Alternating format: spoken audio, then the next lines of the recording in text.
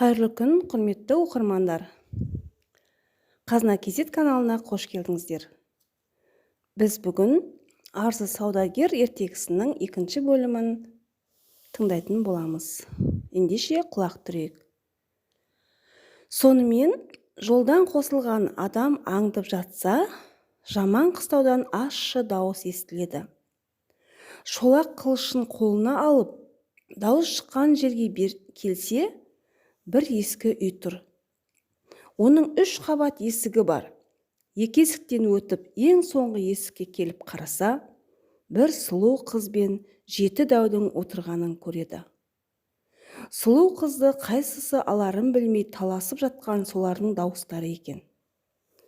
Соны көрген шолақ қылышты адам есікті айқара ашып, қайта шығып, ең ақырғы тар есіктің босағасында жасырынып тұрыпты.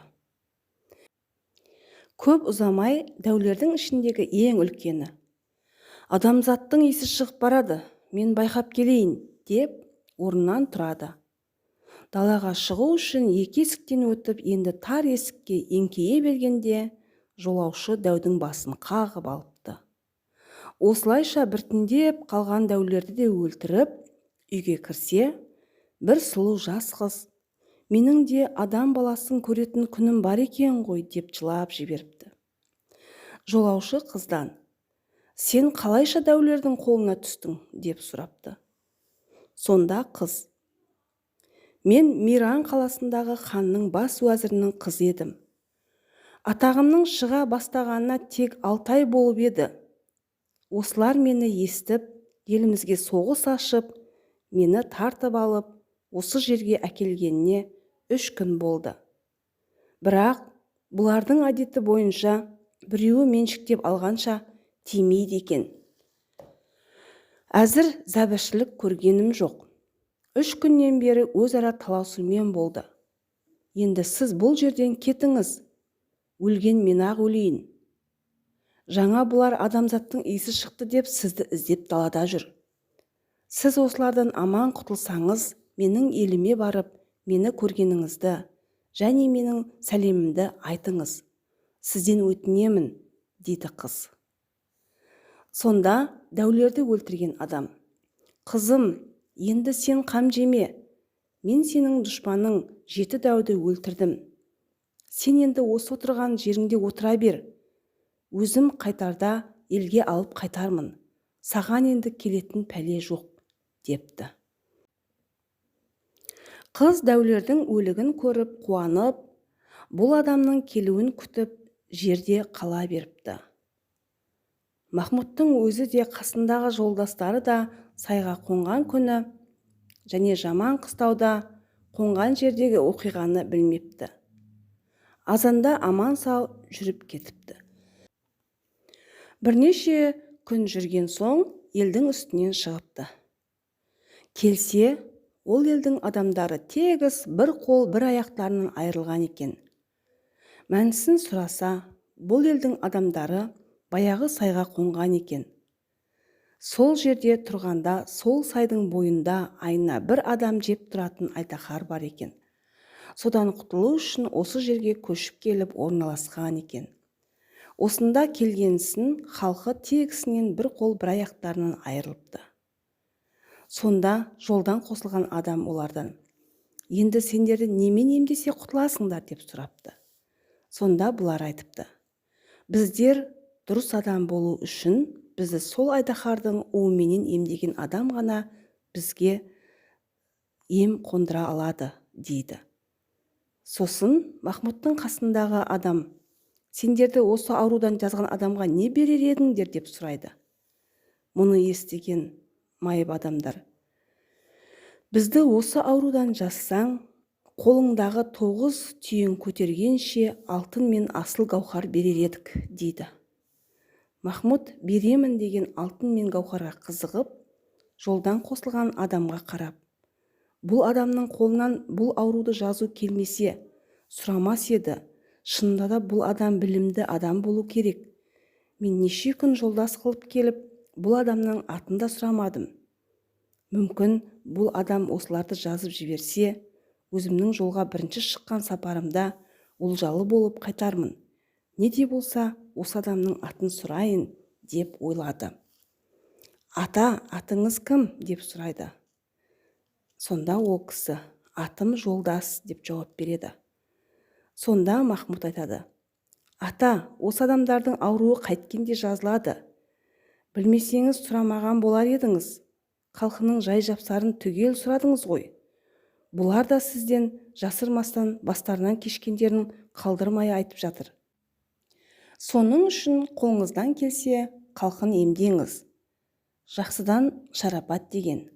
Сіздің арқаңызда бұл халық жазылып қалсын. Біз де 9 түйе қызыл алтын алып бөлісейік, деді. Сол уақытта Жолдас айтты. Мен дүние үшін жүрген адам емеспін. Осы жолға сен үшін жүріп келемін. Сондықтан осы халықты 7 күн емдеп жазамын. Бұлар қанша зат берсе де сенікі, депті. Сөйтіп, бірінші сайға қонған күні айдаһарды өлтіріп қалтаға салып алған күлмен ол бір қол бір аяғы жоқтарды емдеп, барлық мүгедектерді жазады. Аурудан жазылған халық оларға уәделері бойынша 9 түйе мен мінген аттары көтергенше қызыл алтын беріпті. Мұны көрген Махмұт та апарған затын аурудан жазылған адамдарға таратып береді. Махмұттың қасындағы жолдастары да қызыл алтыннан керегінше алады. Сол жерде жұмысын бітірген Махмұт 2 апта дегенде еліне қайтады. Арада 3 күн қонып, баяғы қыз жатқан ескі қыстауға келіп жетеді. Сол күні Жолдас баяғы қызды отаудан алып келеді. Қыз сол уақытта 14 жасар, өзі дүниедегі сұлудың бірі екен. Мұны көрген Махмұт және оның жолдастары да таң қалысып, тістерінің суын сорып отыра берген. Жолдас жоқ жерде өздері ойласыпты. Жолдас ата бізге бірінші олжаны берді. Енді бұны бізге бермес, және біз бұны бізге бер десек ұят болар, десіпті. Таң атқан соң қызды алып, керуен еліне қарай жүреді. Кеш болғанда Махмұттың елінің шетіне жетеді. Соған дейін Жолдас Махмұтқа ешқандай сыр бермепті. Бір уақыттары Жолдас қасына Махмұтты шақырып алып, оңашада былай депті. Сендердің елдеріңнен шыққандарыңа 1 ай уақыт болыпты. Мен де сол 1 айдан бері сендермен жолдас болып, бір табақтан ас ішіп келемін.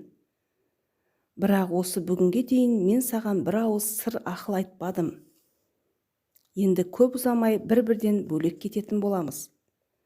Махмұт балам, сен әлі жассың.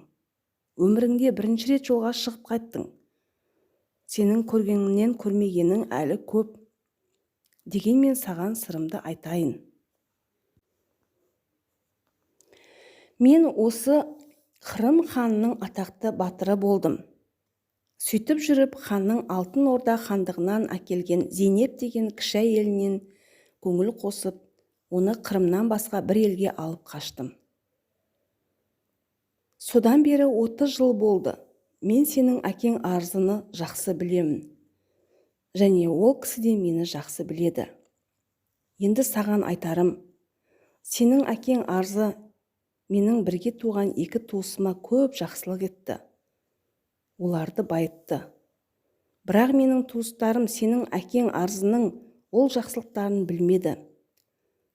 Сондықтан әкеңнің оларға істеген жақсылығын осы сапарда сен арқылы мен қайтарып отырмын.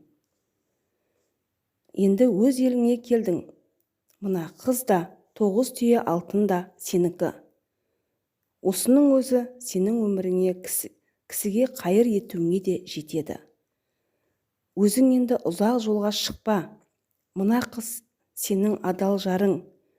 Мен енді өз еліме кетемін. Сен бұл сырды өлгеніңше тісіңнен шығарма, деп Жолдас өз жөнімен жүре беріпті. Сол күні кеште Махмұт өз үйіне аман сау келіп, ата-анасына қауышқан екен. Арзы да баласының бірінші шыққан сапарында тауып қайтқан олжасына қатты қуанған екен.